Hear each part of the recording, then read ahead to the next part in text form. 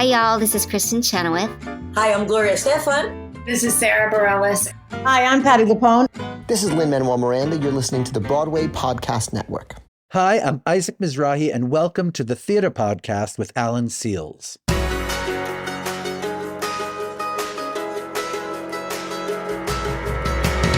Greetings, fellow fashionistas and Broadway lovers. This is an all-new episode of the Theater Podcast, and I'm your host, Alan Seals. In case you haven't heard of Isaac Mizrahi, this episode's guest, let me give you a quick word of advice. Google this dude. He's been a fashion icon for decades and a household name, but interestingly enough, he found all of this fame and success because he was afraid to try to do what he really wanted to do, which was be a Broadway performer. It's insane to me how much he succeeded in a field that he really only kept doing because he just happened to be good at it, and opportunities kept presenting themselves that, as he says, he would have just been stupid not to take.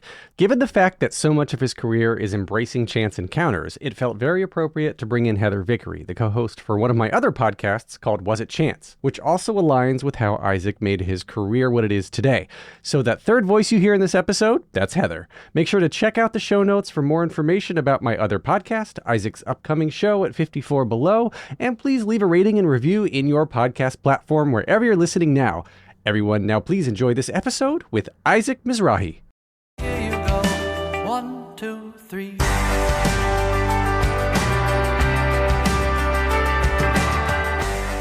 Today's guest is a creative force with an unparalleled ability to blend fashion, entertainment, and art. This individual has left an indelible mark on each field he touches. His journey from the vibrant streets of Brooklyn to the glittering stages of Broadway and the forefront of fashion innovation has been nothing short of extraordinary.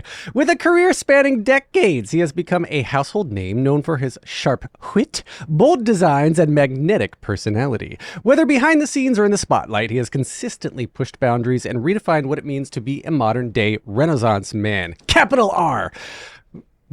I want to do a pirate thing. Arr! Today we have the privilege of speaking with the iconic designer, performer, and television personality who can soon be seen performing at 54 Below, August 28th through 31st. Isaac Mizrahi. Holy cow! Welcome to the Theater Podcast. Hi, darling. Wow, what a great introduction. Thank you so much. You're welcome. That's all the time we've got. All. We have to... Right. You're also on Was It Chance, Isaac. You're getting 2 for 1 today. Yes. Oh, wow. Hi. Oh, I'm so excited. Yes, I like it. This is One-stop shopping. A special 2-for-1 podcast interview with my co-host of my other podcast, Heather Vickery. Welcome, Heather. Hi, guys. So I am also... Heather, who has done nothing at all with her life. I have done all the top that you introduced, and Heather has done literally nothing. Tell me a little about Heather. Heather, you have a great podcast. I know all about Alan.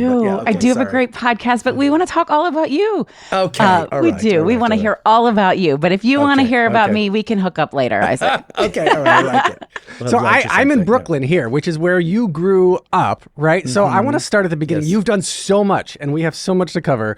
And hopefully we'll get to all of it. But let's start at the beginning because you grew up in Brooklyn too, right? Yes, I did. Well, where are you from originally? I'm from, I say North Carolina. Oh, okay. Well, because the thing is, I was born in Brooklyn, right? And I have this funny thing about calling myself a New Yorker because I always think that New Yorkers were born in New York proper, you know. By the way, I was born at Mount Sinai Hospital, which is all the way up on, all the way up on the west side. Yeah. My kids were both born there. But I lived in Brooklyn, and I lived there till I was about 20 years old, right? But I went to Performing Arts High School when I was 13. So I traveled on the subway every day to 46th Street. And my father worked on 34th Street.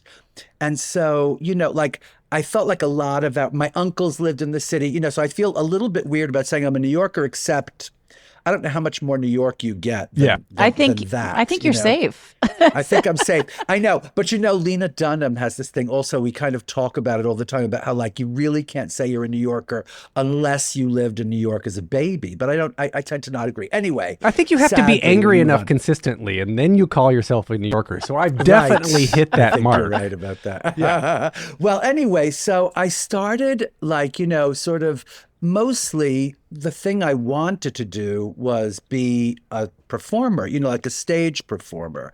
I started when I was very, very young. I can't even remember. I started doing like female impersonations. I've told this story so many times, but I started doing like Streisand and Liza Minnelli and, Shirley Bassey and all these different amazing, and eventually I can probably still do Shirley Bassey. I won't, but I could still do Shirley Bassey. Damn, that was my next question. I used to do these crazy, no, you can't, just don't even forget about it. But I used to do it. We had like this driveway and I had like a garage that was blocked by this extension my parents built on the house in Brooklyn, which I turned into a puppet theater. I made puppets, So I was this like sort of cross between, Charles Busch and Florence Ziegfeld. I had like this giant kind of extravagant follies of puppets going on in the garage while also having a 2-for-1 sort of, like revival of whatever, Funny Girl going on with starring me. That's amazing. I know, it was sort of amazing. And the thing is, like, it was darlings, like we're talking about the 1970s. Right. So this was not a source of pride. Let's put it that way, for the family, right? For the Mizrahi family, right?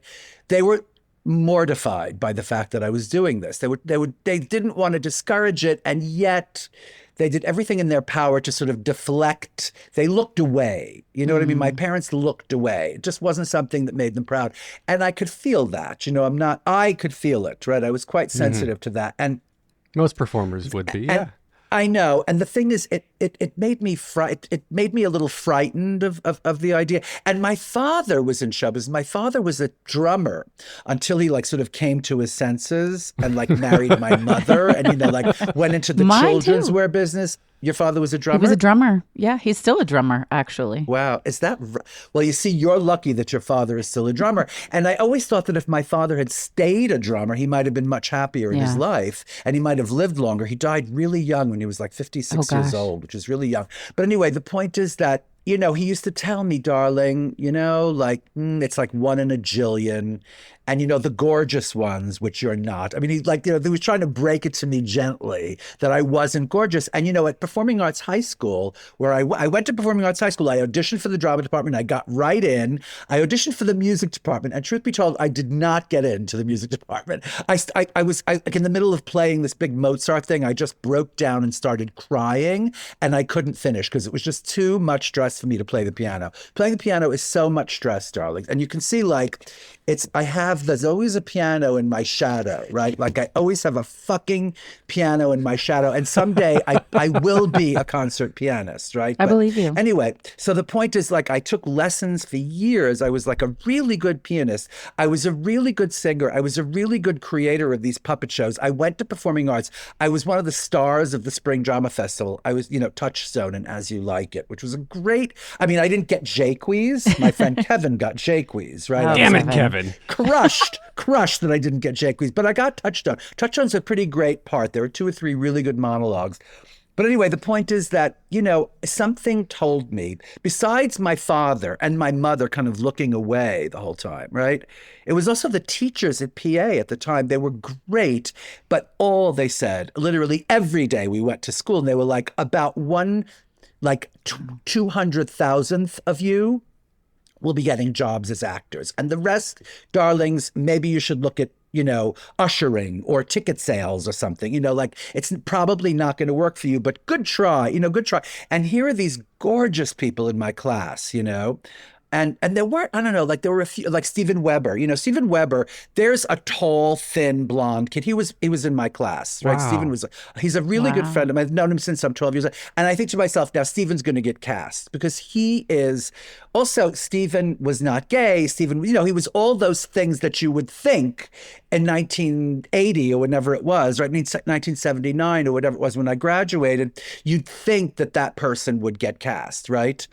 And so when I graduated, I was also, by the way, making clothes because I had this puppet theater in the garage, and I had this kind of studio in the basement where I made the puppets and clothes, and I made sketches. So I was doing this all. That's what I was going to dive into for a second, because you started out performing, and I would have, given the impact on the fashion world that Yeah. you've made, and we're gonna get to that, obviously. Okay. I would have thought that you would have just always been like, I'm doing fashion. That's what I'm doing. No, I mean, the thing I really wanted to do was perform and act and sing and and then I looked at fashion. I tell you what, like I another complication, another wrinkle in the story here is that I was raised in a, albeit a sort of a Reform Jewish household, but the yeshiva we went to was very, very religious. It was, it was like Orthodox, the yeshiva, right? And the temple my family belonged to was pretty Orthodox. And my sisters actually, they took it all really seriously. They became very, very, very Orthodox, like, honey, they are like, wow, they are so religious, my sisters. And anyway, so that environment was like not also just the terrible bullying. Like you hear stories, bullying. Darling, this was bullying on a different level, It was almost funny, it was almost hilarious. And I'd have to be an idiot to believe one word these people were saying to me, only because it was so obvious that it was some kind of desperate ploy to kind of push me out, And so I started to feel this pressure when I was very young, when I was like 14, 15 years old. I was exposed to the greatness of New York City. I mean, my parents took us to the theater a lot before performing arts. But darling, once you get to performing arts high school and your best friends are like, ballerinas at ABT, for instance, like, two of my best friends are still, ballet teachers, but they were in the corps de ballet. You know what that's like at 16, 17, 18, they start them at the corps de ballet. I was at the ballet. Darling, my ballet career. Did you have a ballet career? No. Alan? Oh, sorry. No. I was just like, Alan in a dance belt. I'm a- I like I that. mean, I could see it, Sorry, Isaac. I but could. I still have my dance belt, by the way. Do you? Yes. Would you sign it and send it to me, please? Do you want me to wear would it be first? Fantastic. You want me to wear I would, yeah. I would love to. Are you secretly wearing it now? Yes. Or you just wear it every day? This just became a totally different podcast. Sorry, but like when you go to the ballet every night of your life, literally every night of your life, and your parents don't even ask where you are. That's the thing. It was a different world. I would leave at 7 o'clock in the morning to go to high school, and I would not come back until 11 o'clock most nights. And they didn't even worry. I'm on the subway, taking the subway home. I mean, or like, anyway, that was like 3 out of 5 nights or out of 7 nights of the week. I really disappeared. So anyway, I was taking the subway. I learned how to take the subway. Darling, that to me is freedom. The subway in New York City is literally equated with the most free you could ever be. So I was exposed to that. And I thought, well, you know what? There's something wrong with these people, the community and the rabbis and my family even to an extent. And I need to start making money to get myself out of here, to get an apartment, to sort of live away from all of this and thrive if possible, And so I made this decision, and it was right to the extent that it was easier getting a job as a design assistant in New York City in those days. Oh my God. I mean, when you consider the odds of getting cast in something, you could just, you hear the stories of people going on castings and castings and castings and castings. And, and they just don't get a part. And by the way, you know what? Can I tell this story? I was recently in Chicago, right? Ooh, that's where I am. Yeah. No, I mean the show. The play. The Broadway in the show. Yeah, I was in the show Chicago 2 years ago, right? And I auditioned and I thought, okay, they want me for Amos, of course, right? Because I am so Amos. But when I saw the show in 1974 or whatever the hell that was, when I was 13 years old. Big difference. It was the fabulous Jerry Orbach, who was not beautiful, and he was sexy in a way, but he was also middle-aged, not gorgeous. And I thought, well, why don't they consider me for Billy, And I had lunch with B.B. Newirth, who's a good friend of mine. And when I went to the audition, I said, what about Billy? And they were like, no, not Billy. It was like, okay, and BB was like, maybe not Billy. Consider Amos. It's a great part. It's like, so you see what I mean? I'm not wrong about this idea of not being so castable. Well, especially now that I'm over a certain age, right? But anyway, over 25. The point is over a certain age. But anyway, the point is that I was right in that I did get a job right out of the box that just, it was an insane thing. It was at Perry Ellis. It was in between my freshman and my senior year, my whatever that thing is in the middle, the junior and senior year, and I applied for that job, and we had this meeting, and he was incredible. He was like a mentor to me.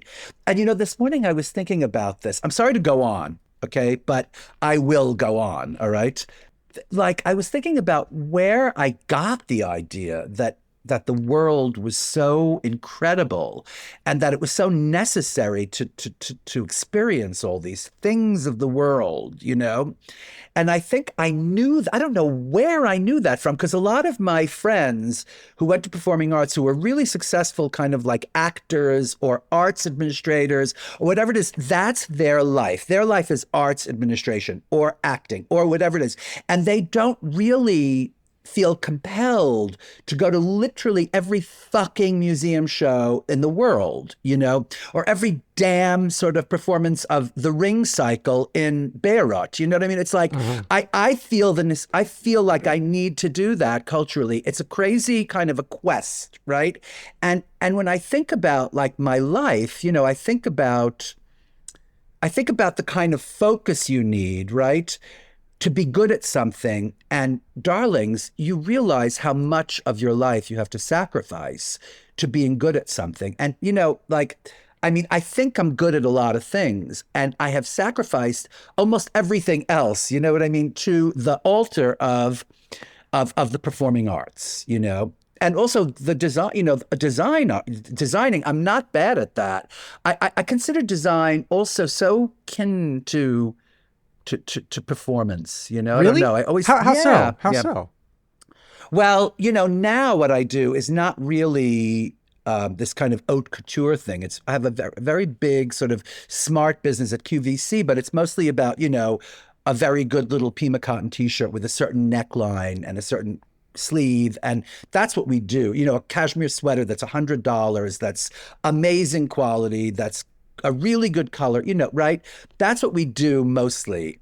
So it's not like I'm creating these moments on the runway. It's not like I'm telling so much a story. That's what I was doing for those sort of 10 years when I was in business by my, on the couture thing. I was like telling a story. I was envisioning a woman's life more than just doing clothes. I was presenting a woman to the public who I thought was erudite and urbane and sophisticated, who traveled around the world, etc.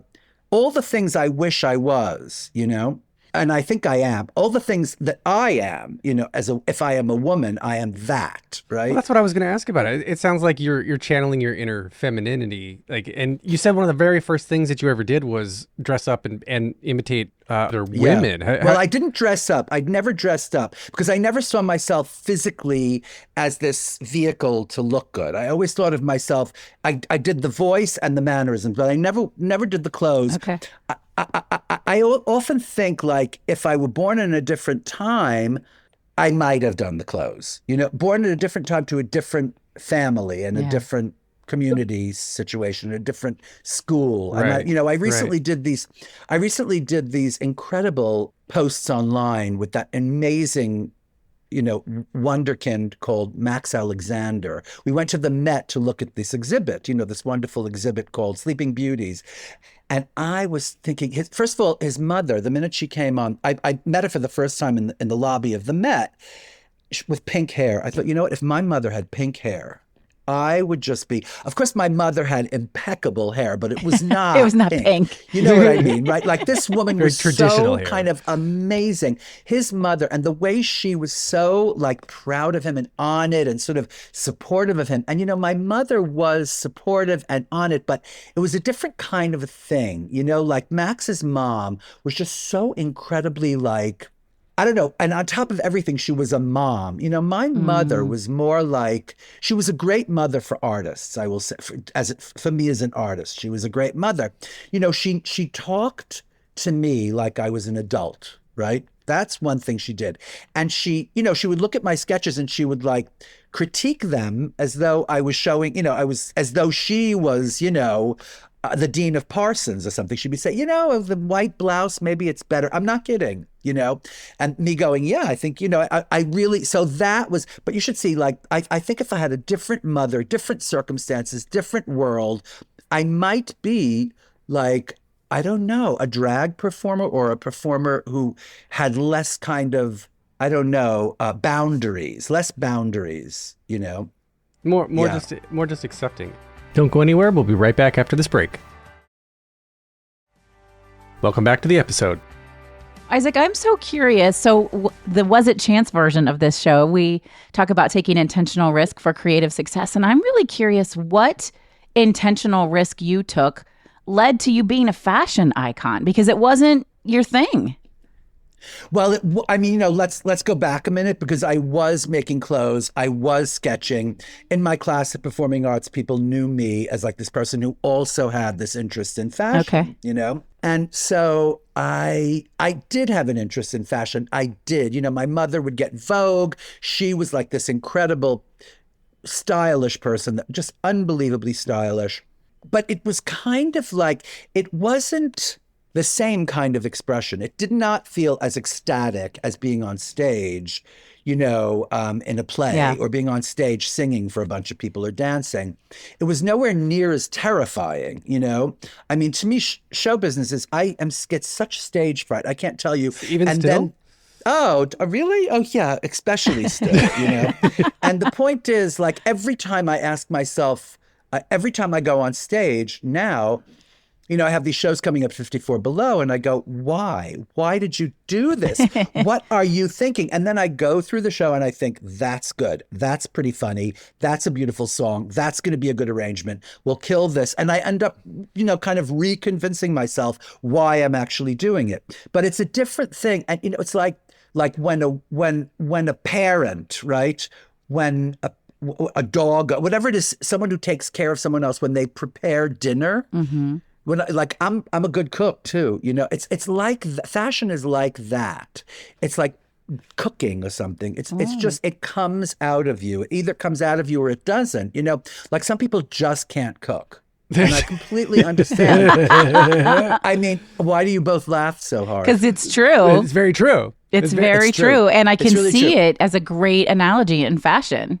Right. Yeah, no, I mean, like some people just are, when like, this is one thing that I it's always hilarious. Like when mothers say, oh, their 9-year-old is going, not that shoe, darling. It's like, we just knew at 9 years old that it was not about that shoe, not that. Look. I'm just like, put your damn shoes on. I don't care what they are. If your kid was saying, Dad, you can't wear those shoes with those pants, that's not going to work. You can't wear those shoes with that dance belt. That dance belt. Exactly. They don't match. That doesn't work. Exactly. It's not the vibe. But then how did you actually get into like fashion as a career then? If you were going to school, you were pursuing theater. What chance did you take? I know. I was too scared. And I mean, that fear that motivated me. I was too scared to do what I really wanted to do, which was go to Juilliard. I didn't even audition for Juilliard. I didn't even audition for Purchase. All of my friends either went to Juilliard or Purchase, right, from performing arts. And I didn't, because I didn't even think, because I went back to this thing, I got to get out of here. I got to make some money. Who's not getting cast? Me. Why don't I just cut to the chase and try to make a living, you know? And so that's why I did it. And I went to Parsons. I applied to Parsons with this great portfolio because I had been sketching and making clothes. And I swear to God, like in Parsons, I'm not kidding you, I knew more about sewing than my sewing teacher in second year. I'm not kidding. Wow. She would try to correct my sewing and I'd be like, thank you. Thank you, darling. Thank you. You could go back. Thanks so much. You can go back to your desk now. Right. No, I mean, when you're doing, my father was in the business. We had all these sewing machines in the basement. He taught me how to sew. And I started sewing the puppets. That's how I started making these puppets for these crazy, fabulous shows, Anyway, so that's the risk, I guess. It was the opposite of a risk. It was sort of like a tail between my legs. Yeah, safety net. Well, exactly. your fashion label that started in 1987, right? Like, can anybody just go out and start a label? How does that happen? No. Because it immediately garnered all this critical acclaim at the time. Yeah. Well, I worked for years. I mean, I worked for Perry Ellis first for 3 years, including 1 year while I was still at Parsons. Then I worked for Jeffrey Banks, who became a really good friend of mine, for 2 years, something. Then I worked for Calvin for a bunch of years, for 2 or 3 years. And, it was like, you go on 4 trips a year to Europe to look at fabrics. You go on, 5 trips a year on trunk shows. You just learn and you become a stylist. I was sent on a seaplane, 5 times a year with models and Erica Lennard, this incredible photographer. And I learned a lot from Erica. I mean, like everybody, I learned a lot. Sounds terrible. I remember, it was terrible. Yeah, sounds absolutely horrible. terrible. And, it's like, I remember like those days at Perry Ellis when it was just teeming with not just editors, not just Andre Talley, who was also very young in those days, not just crazy like Carrie Donovan and Manolo Blahnik, who is to this day a really good friend of mine, not just these incredible people, but also like movie stars and, Tommy Tune. And I just can't remember. I mean, Mariel Hemingway and Lauren Bacall. I met Lauren Bacall. I worked with Lauren Bacall one morning. It was like, oh my God, right? That's just the tip of the, like Sigourney Weaver. I don't know. All of these people came in and out of Perry Ellis, right? And so like, it was like this nexus. It was like this, at that point, it confirmed that I was right about the world, about this big old fabulous world with these fabulous people on planes, in and out of parties, in and out of clubs, some of them louche, and so, and it became this kind of thing. And then I read Noel Coward's diaries. I don't know if you ever read those, darlings. Oh, my God. It's like every other word is Judy or Marlena, or like, oh, Judy was so tiresome last night. She just wouldn't stop singing at the piano. It's like, right? Damn it, Judy, darling. And so like, I don't know. And then it's like 10 years too late. Noel Coward started those diaries. By the time he started those diaries, he was already like struggling as a playwright and struggling. Those first 10 years of his life, he was like the toast of everything. But then it became a little difficult, and still he was a massive success. But at the end of it, he starts at the Café de Paris in London, right? And he goes to Vegas to do these shows in Vegas. And I think like, excuse me, right? This is my life. Cabaret or like these weird little concerts, right? I don't really see it as cabaret. I see it as more like weird little concerts that I do, or I do these songs that are amusing to me or dear to me. And I do patter that is funny, and a lot of it, I mean, I was saying this to this person the other day. Oh, if you're going to appear in front of people, you have to prepare, right? You have to prepare stuff to say, or you're gonna mess up, right? And you have to get the joke right. You have to present the da-da-da and the punchline, right? And I once interviewed Patti LuPone. By the way, you remember I had a talk show for 7 years. Yeah, right. Oxygen. Well, and you've written a memoir. I mean, you've done it all. That's You got right. a podcast and everything. This is true. Yeah. This is true. But once Patti LuPone, she said to me, I like to be very, very prepared, And then there was that thing on the Julie Andrews. She did some talk and she said something like, amateurs prepare. Oh, wait, I can't remember the quote, but it's something to do with like professionals do it until they can't get it wrong. Professionals do something until they can't get it wrong. You know what I mean? Like, we have to look up that quote because it's beyond. It's something like, amateurs do it till they get it right, and professionals do it until they can't get it wrong. Yeah. That's what it was. Yeah, I mean, that is the greatest quote in the world, And so I prepare all this stuff to say, I rehearse the shit out of everything, right? And then something occurs to me while I'm performing, and I can't stop myself from saying it because it becomes this like I don't care if there's 3,000 people in the audience, it becomes like a really, an intimate moment that I'm talking to these real. people. It's authentic. It's very, very real. Exactly. And I have to say, like, when I perform in shows with lines, plays, I'm pretty good at that. I don't know if you saw, no one saw Chicago, but I was really good as Amos Hart, Of course. But I tried to, but I saw right through you. Oh, wow. Wow. He's been holding on to that. Anyway, it's all very gratifying. Performing to me is just the most, and a friend of mine, she's also an artist, and part of what she's doing now is performative. I mean, she's mostly an illustrator, and she's great. And she's doing these films right now. She's making these little films where she's portraying, and she's like, Isaac, how did I not know? It's like, darling, we're all running away and joining the circus. This is what we're going to do in our old age, like seriously. We're going to just drop everything else and just be on stage every night of our fucking lives. So you are going on and on about performing and it being on stage and everything, and still it's like you're living two different lives within your head, right? You've got the super successful. You're a Bravo host. You've got podcasts. You've got books. You've got the fashion. And then on the other side, all you want to do is be this loved and accepted performer. I know. What is that? And I think to myself, like, I need a big break in show business. Okay, yeah. So where was the chance? Something came in. I'm not kidding. Yeah. I still need the big break. I still need the big break. I'm thinking because I don't want I'm not kidding. Like, I want my obituary, which is all I think about, by the way, obituaries. Oh, God. That's all I do every morning since I'm in high school. I get the New York Times, I turn to the obituary page, and I look at the obituaries. It's the greatest. So many stories. Wow. But anyway, I want my obituary to be right, which is, I don't care. I mean, fashion, yes. But fashion was like, and somehow that became like this amazing stardom. Like, for 10 years, darling, like I was... on like the AAA list, Yes. And I don't care about that. I don't care about that shit. I really don't. That's I care why about you got making it. these clothes. I guess so. That's I why guess you so. got it. Yeah. I was like, really, do I have no to go to risk. this party? Do I have to go to this party? I have to go. And a lot of them were fun. But like, if I had my druthers, I would have been like at some Suzanne Barsh party or something. You know what I mean, right? Mm-hmm. I would have been like at the Tunnel every night of my life, or Xenon when I was 15. Forget about like parties where you have to go and red carpet. I want to go to the real fun things where you actually see things going on, but yeah. Don't go anywhere. We'll be right back after this break. Welcome back to the episode.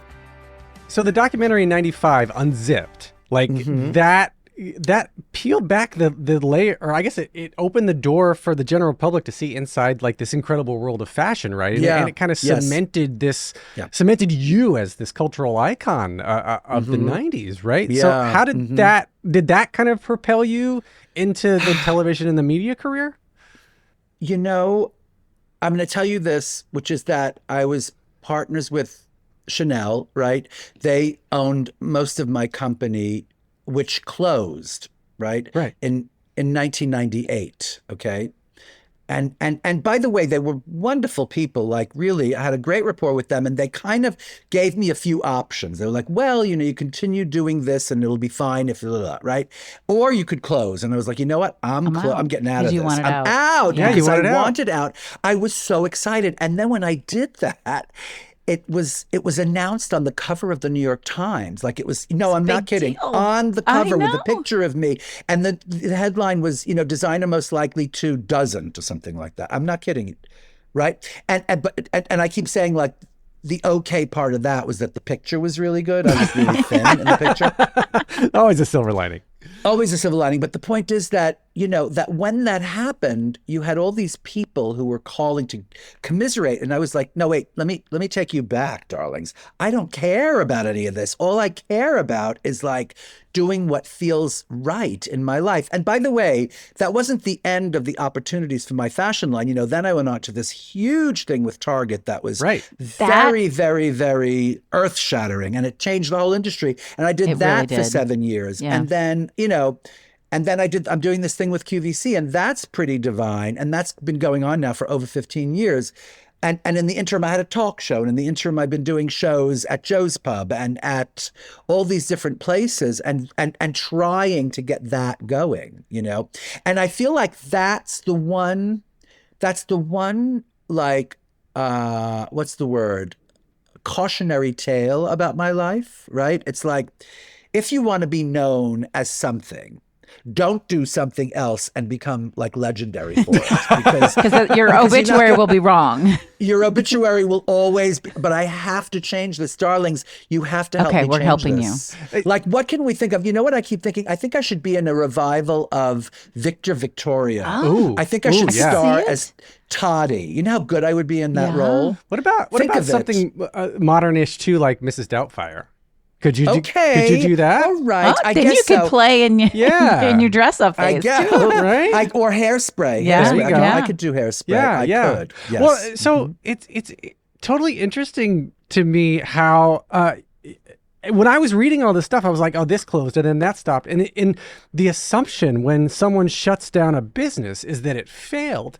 But literally, You were just done. We're breaking the misconception right now that you chose. You're like, I just don't want to do it anymore. It's fine. Well, I can mean, go on. Listen, in my partnership with Chanel, I mean, if you look at it by today's standards, it was not failing. It No. was doing incredibly well because all they do is like, you know, they kind of promote those designer brands and then people know a lot about licensing and they sign the right licenses and that's the thing. But with Chanel, they just didn't understand anything about licensing. It was like if you know anything about Chanel, there are no licenses. You know, it's like all those handbags are made in factories that make nothing but Chanel Chanel handbags. I didn't know that. Even the fragrance is made by the Chanel. The fragrance itself, the juice that goes in the bottles. Anyway, so they didn't believe in, and they were right in some ways, except in this paradigm, the way that's the way you make money as a designer, and so they came to me and they were like, look, it's not working. We're losing all this money every year. But, you know, if you do this, you do that. And I was like, I'm not going to do that. I'm not going to do that. I'm not going to, what's the word? Constrict myself. Yeah. I really want to do this other thing. And I think I have a leg up because at the time I was already writing this one-person show. I was already sort of talking to Dori Berenstein, our good and mutual friend, Dori Berenstein, who was encouraging me to write it as a one-person show. She had come to see me perform a few times. She liked me as a performer. And she was like, oh, darling, do this, write the show. And then she helped me produce that show that became Les Mizrahi eventually, like 5 or 6 years later. So much. I know, but darling, it ran for a year and a half. Yeah. And, you know, Yeah. like it was 2 years of my life with previews. Wow. And it was incredible. Yeah. But anyway, the point is that, you know, that I don't necessarily see the ends of things as such. I always see like the next thing that's coming. I always do. I don't know why, because, you know, by the way, when I closed my doors at Chanel, not only did I have this sort of agreement to make my one-person show, I also had a deal with Spielberg to make a movie. Based on a comic book that I wrote that never got made. Wow. Right? It was with DreamWorks. We had meetings and meetings and meetings. Never happened. I had a deal with HBO to do a series about my life, right? Which I started writing with my friend, I can't think of his, Marshall Brickman, right? And it was Marshall really Brickman. good. We handed in the script, they passed, you know, but listen, I mean, when you're thinking, should I close my doors? I think yes, because I have this deal with Spielberg. I have a deal with HBO. I have a deal to make a talk show. I have a deal for a one-man show. You know, like this is much more exciting to me, you know?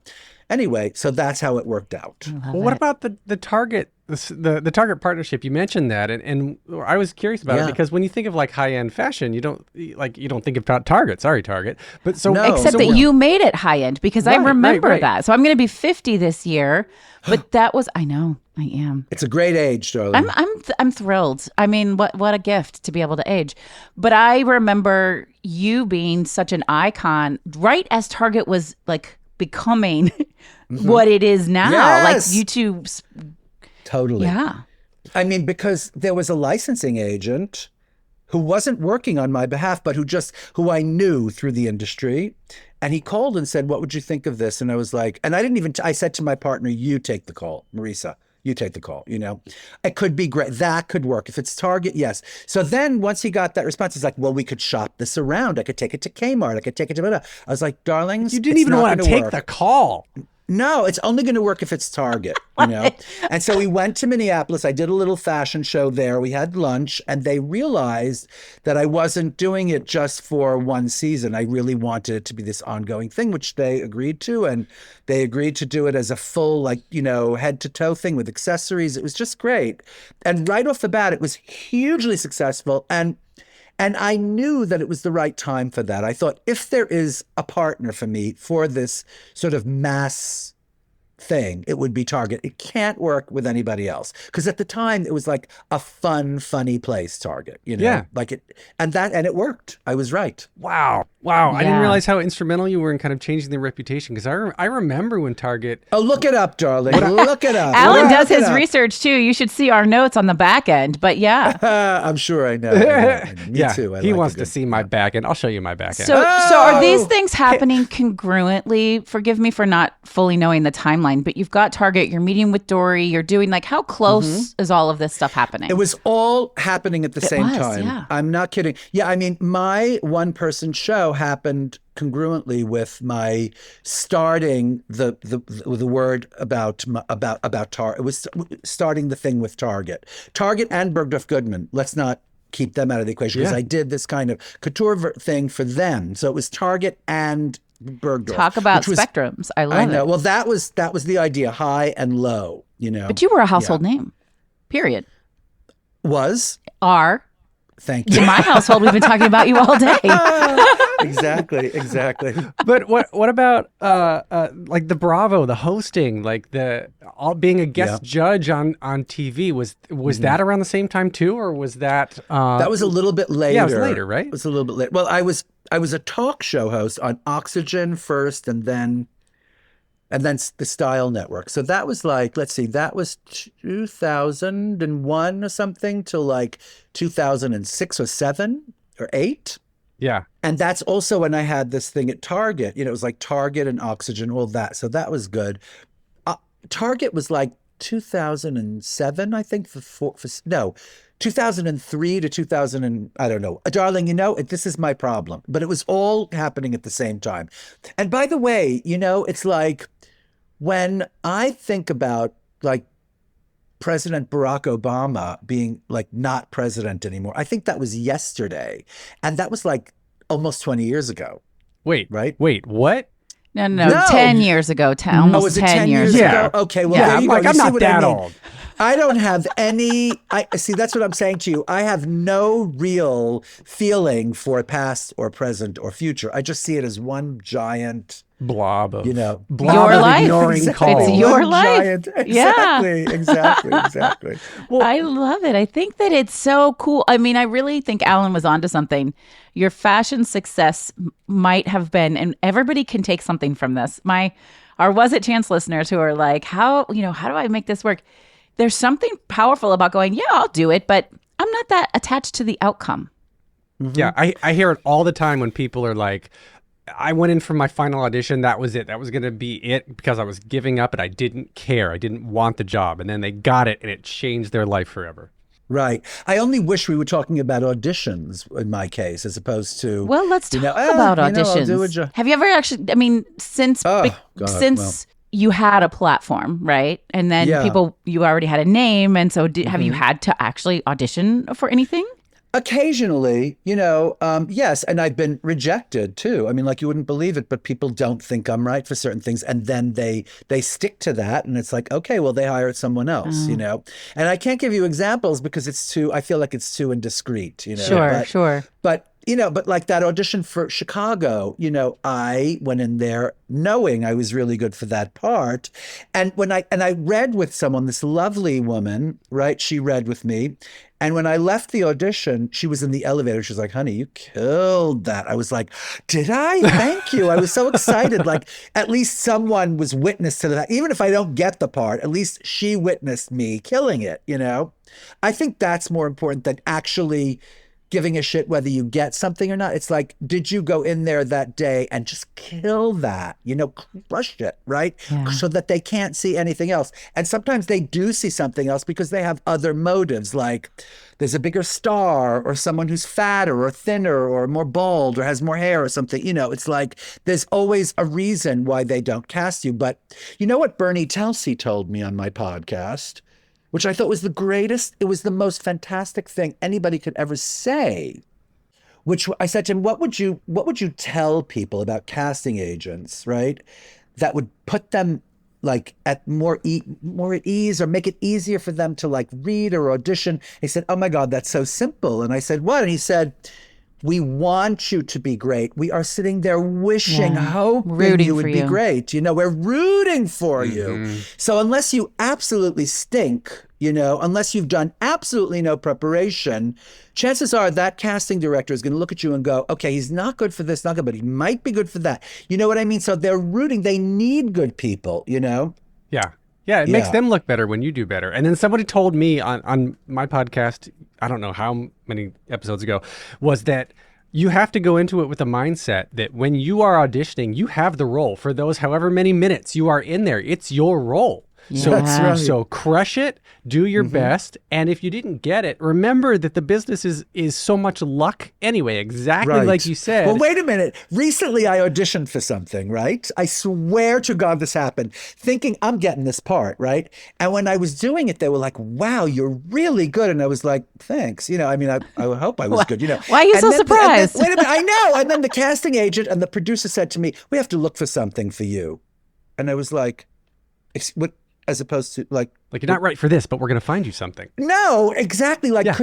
but you didn't say that before I came in. You didn't say, we're looking for something for you because you're not getting this, right? We already offered it to someone else. They didn't say that. They said, but I thought that was hilarious. Like, oh, we're looking for something for you. But but listen, they are. Yeah. Maybe they are now. You know what I mean? They are looking for something for me. Yeah, which is pretty great to be in front of somebody's that is mind. Yeah. very great. That is very great. And you know what? You don't have to be famous or gorgeous or anything. You just have to be good at something, great at something. And known for it. That's right. All right. That's So, gosh, I feel like I could talk to you forever, but I want to start making sure we cover your 54 Yeah. Below show. So, Yeah. like the 54 Below show, August 28th through 31st. Why do you continue to do the one-man shows? Are you still pursuing this acting career? Are you like that's your ultimate goal of like? Excuse me? Yes. Why can't you believe that, I'm- Alan? What do I have to do to convince you? What are you like? What the fuck? I hate you. Can't you just believe me when I say I want to do Listen, something? I I'm trying to be believe a good you. host and set you I up with believe softball you. questions that I know you could answer well. Well, Heather believes me. Why don't you? I'm believe better me? than You Alan, suck. though. So Oh my I believe you. God. You're I'm- the mother I wish I had. yes, I Heather. would have loved it. So tell us. You are continuing your Well, acting career. Yeah, yes. I am continuing my acting. I have a few really good jobs coming up. I'm appearing in a movie, I think. I don't want to talk about it, but it's a small part in a movie that I just got that's taping over the winter. I'm excited about that. I have an appearance on a TV show that's coming up also, but I'm playing myself. Okay. Okay. But That's pretty funny. iconic. It's fair, exactly. You got to do that every once in a while, show the children who you are. But anyway, the point is that, these shows that I'm doing, I have more gigs. I swear to you, I have something like, including my my residence at the Carlisle, which is, 10 shows. But including that, I have something like 50 or 60 shows already just booked for 2025. That's a lot. That's just in the first half of 2025. That's a lot. of Yeah. shows, right? No On kidding. the road and on, I'm not kidding. 50. Count them. And 48 or something. Are you with Wow. the amount of preparation you said you have to do? Are you just constantly rehearsing then for all of this? Yeah, yes, I am. I'm starting. How funny is this? I have my last rehearsal for 54 Below the day before the show, Right. right? And then I have my first rehearsal for my Carlisle residence the day after the residence at 54 Below. How funny is that? I Wow. know. So poor Ben, who's the musical director, he not only has to get all the charts and everything and everybody rehearsed for this show for the next 4 nights or whatever it is in next week, but then he also has to get some new charts ready for the next day when we start looking at new music, But anyway, poor Ben, or lucky Ben. Ben is amazing. Ben is one of the most smart, gorgeous, creatures. I love him. He's like my platonic husband. I mean that. I love that. Well, hello, Ben. Don't go anywhere. We'll be right back after this break. Welcome back to the episode. I know that Alan has something special he wants you to do. Before we get there, though, I'd love to ask a question we always ask on Was It Chance? And you alluded to this earlier. And it is, what is your relationship with failure? I can't wait to hear your response to this. I know. It's complicated, darling. Sometimes I think I am way better at failure than I am at success, because if I was better at success, I would have succeeded a lot more. I feel like mostly my life is defined by failure. It's like mostly I fail at things. And once in a while, something comes through and it's like, why did that succeed? How great, But, and I'm not kidding. I've been in therapy since I'm like in first grade. You have to know that. Literally, consistently since I'm in first grade.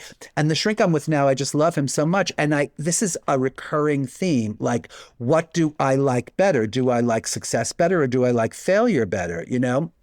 And recently a project of mine was picked up, which is so exciting. I'm just a producer on it, but I was so excited. I was like, hey, I'm a producer, right?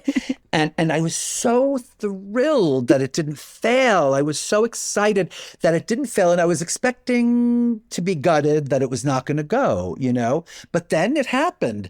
And it was like, wow. And since then I've been sort of floating on a cloud. Like, the worst shit in the world could happen. I'm not kidding. But I go, no, but you know what, darling? This is one step closer to the obituary. Yeah, right? the right obituary. I'm not kidding, darling. And so I think, like, relax, give it a minute, breathe, you will get there, right? And so I think I am more comfortable with success than I am with failure. Though failure is where you learn the most. Failure is where you become the person you are. I mean, there's a million things to say about failure. And by the way, if you like failure better than you like success, why is that wrong? Why is that wrong? Failure is like, eating your feelings with your dogs, watching like reruns of Sex and the City. Which is not wrong. It's just we can't do it all the time. Well, really? Really? I mean, not if you want to pay the bill, like keep having a house to eat the ice cream with the dog. Isaac made a whole career out of failure. He's a fashion icon because of failure. That's right. Well, darling. and that is an That's interesting right. perspective. It's pretty great when your fallback is something that you're fucking spectacular at and everybody wants you for. Wow, this is a very deep conversation that I wasn't expecting to have, but this is where I am. This is my life. That's incredible. Thank you for sharing it with us. That is really incredible, and it is very. I mean, it is inspiring. I hate that cliche term, but it's inspiring to know that when, like, if you're scared of trying something, it's never too late to keep trying. But you can still, I can't. But you can still be successful, really successful, and pour your heart into something else that still brings you creative fulfillment. And you very, very consciously set your boundaries. You're like, I don't, Chanel. Now I don't want to do this anymore. I don't need to do these things. I'm gonna go do something else. Go. I'm gonna go do something else. Whatever. I mean, it wasn't that easy. I mean, some of it felt like it was prescribed. Some of it feels like it was inevitable that I was going to close my business in 1998. It was inevitable that I would make that deal with Target because my partner was like, well, we need the money. I was like, oh, okay. In that case, it's like, well, yeah. You know what I mean? You should do that because you'd be stupid. They're offering you this incredible deal. Do it, Mm-hmm. And so I'm going to continue to do that until I can, because I do like my house. I love it. And I love my autonomy, darling. You got to do it. The gigs, darling, the gigs. And so many of my friends tell me, like, you're so lucky to have that gig, and I feel like I'm very blessed to have that gig of fashion. I really do. Well, I love that. All right. So we'll start wrapping up here with a little game that I'd like to end now on my podcast. It's called Plot in 60 Seconds. Give me a number 1 through 16 that will correspond to a show that you will have heard of. It's a popular show. And then you have to give me that plot in 60 seconds. Okay, you ready? I'm going to give you the number 1 because I know what show that is. Ironically, that is Chicago. Go. 60 seconds The plot remaining. is, it's about this fantastic character called Roxy Hart, who actually lived and breathed in Chicago in the 1920s.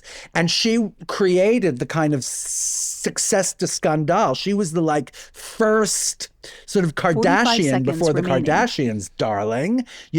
She did crazy things which made her famous, and they weren't good things. She killed somebody, and that's what made her famous, and she became a fabulous sort of, performer because of that. And that's what the show is about. And it's about how she kind of stepped all over people, including her poor husband, Amos, right? Including this crazy, lawyer that she had called Billy Flynn, etc. So that's the story, and how she met Velma Kelly, and they had this double act. I'm not sure about the Velma Kelly part. I'm not sure if that's true. That could be a creation of Candor and Ebb. Yeah. 5. Anyway, 4, is that good? Yes. Is that the story of that 60 seconds? Do I have more? No, more? That's it. Wait, is this based on a true story? Chicago based on a true story? Yeah. Yes. I did not know Chicago is based on a true story. Seriously, Ellen? Yes. I did not know that. Ellen, your heterosexuality precedes you. But wait a minute. Here's the thing. The other thing is there's a movie called Roxy Hart. You know that, right? Yeah. Roxy Hart. Have not seen it. And I want to say it's with Ginger Rogers, but I think I'm wrong about that. Was that Ginger Rogers something? Let's see, I'm Googling it. No, it's Ginger Rogers. Ginger Rogers, Come on. Yeah. Yeah, right on. All right, well, there you go. Anyway, there you go. So it's based on a movie called Roxy Hart. I did not. I think that's where they got the all right. idea. Well, I just lost my theater card for the year. You Totally. did. You did. All right. The Well, hold on theater to that podcast dance with belt Alan because- Seals. Yeah, exactly. You don't want my dance belt anymore. I need to be accepted. All right. Well, hopefully I'll redeem myself with these fun final closing questions. Okay. The first one, just very simply, is what motivates you? What motivates me? I'm not sure. Now what motivates me is this feeling that nothing else matters but my personal inner kind of feelings and my personal inner life. And a lot of that is kind of fed by my domestic situation with my husband and my dogs. I'm not kidding. So I would say the motivation for my success or something is my husband and my dogs. I love that. What advice would you give to your younger self and younger people listening now, starting out down a similar path? Oh my God. You know what, darling? I'm not kidding you. I'm so glad we had this talk, because after this talk, my advice would be don't do a damn thing differently. Do it exactly the way you did it. Yeah. Because I see somehow that my obituary will be the right obituary. I can see it now. I can see it after this conversation. This is Just make sure, put it in your will that I proofread it. I'll make sure we lead with Yes. Oh God. performance superstar, Broadway king. Yeah. That's right. Darling, I have a recurring nightmare about this. Okay, go on. I got you. Okay. The final got you, question. guys. This is the hardest one. If you can only see one show for the rest of your life, but you can see it as many times as you want, what would you see? The easiest answer in the world: Gypsy. Are you kidding? Ooh. So, Hello. What? Is there another answer to that question? Gypsy? Are you looking forward to the Audra production this fall? Oh my God. It's not will I see it, it's how many times will I see it. Are you kidding me, Audra? In that show, I almost don't have to see it to give it a rave review. I can't wait. And by the way, maybe someday the world will be ready for my Mama Rose. Oh God. I'm not kidding. I think my encore at the Carlisle is going to be Rose's turn. That's a scoop. Okay, I've been working on that for 2 years. I was going to ask if you were going to perform any of that at your shows. Yeah, Well, I have. Sounds I've like done it. numbers from Gypsy, darling, Gypsy. Well, Gypsy, hopefully, Gypsy. when one of the times you go see Gypsy, hopefully Heather and I can go with you. I just want to watch you watch it. Correct. We definitely want to do that. So where can we connect with you? Where can we find you online?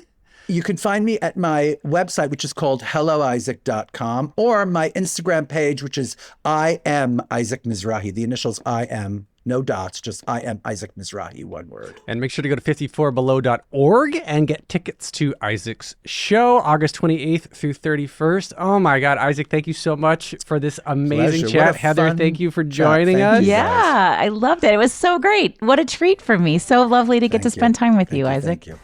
Me too. Oh, darling, that was incredible. What a ball of energy. That Oh, I love that. I love that. did Was too. that's one of my all-time favorite interviews. Just it's so fun. he didn't want any of the fashion success. I know. He's like, I guess fine. It's like, whatever. Fine. It's like I'll just do this. absolutely a legend.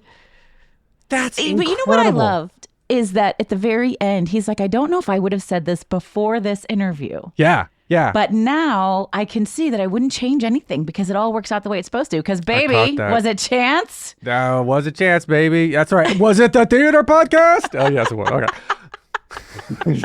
Thanks for hanging out in this crossover episode, folks. No, that was such a cool experience to talk with somebody. I mean, when you call someone an icon, that means a lot. It does. And you know, I've talked with people like McConaughey and Oprah and these big names who I would call iconic in their own right for making a big change in the world. And again, he's just like my husband and my dogs. That's what gets me going. Every now and then I'll do something because I need the cash, and you'd be dumb not to do it. But like he just embraces these opportunities that come at him, not to him, at him, that he doesn't want. He's like, I don't want to answer the phone. I don't want to do that. And then all of a sudden, he's just hosting this and writing that and judging this and on TV over here. And he just keeps on and going. having people find opportunities for him. Creating opportunities for him. Like, that's the dream for all of us, right? I want somebody to come to me and say, I have this idea for this show, and it's got to be you, Heather. I built it for you. So I'm putting that out into the universe right now. Come on. Yeah. We didn't have time, but I was going to ask him. I was like, I mean, could you just call up, like, could you text Oprah right now and be like, I'm talking with these two great chat hosts? Yeah, that's my They would audition like right their there. own talk show. They'd be great. Yeah. Can we make that happen? That's right. That's right. Can you imagine how much better we'd be with a writing staff? I think we're pretty good, but we could have a lot of fun. Yeah. Well, everybody, thank you for listening to this amazing episode. For my solo podcast, the Theater Podcast, you can find me on Instagram, Threads, and TikTok at theater_podcast. Facebook.com/official theater podcast. The music is by Jukebox the Ghost. And Heather, tell us where they can connect with us for Was It Chance? Yeah, you guys come and hang out with us. So we are on Instagram and Threads at Was It Chance. It's just Was It Chance, right? It's not Was It Chance every time. podcast. Every time, yes. Every time. It's When and still away. Because our website is wasitchance.com, but the email, see, the difference is I set up everything except the email, and Alan set up the email. The email is wasitchancepodcast@gmail.com. I think Was It Chance was taken. Maybe. I'd just more fun to throw you under the bus. No, I'm kidding. That's us. And on YouTube. And we would love to have you subscribe and follow us on YouTube or wherever you're enjoying your podcasts. We also want to hear from you. We want to hear about the intentional risks you're taking. We want to hear about what you love about the episodes. Do you have any suggestions for guests that you think we should interview? All that good stuff. You can send us DMs. You can send us an email. We would love to connect with you. Folks, you have been listening to this really special, wonderful crossover episode between Was It Chance? And the Theater Podcast. I'm Heather Vickery. And I'm Alan Seals. I'll talk to you guys soon. Bye, bye, bye, bye, bye. Bye, bye, bye. Take a deep breath, make the world a little colorful.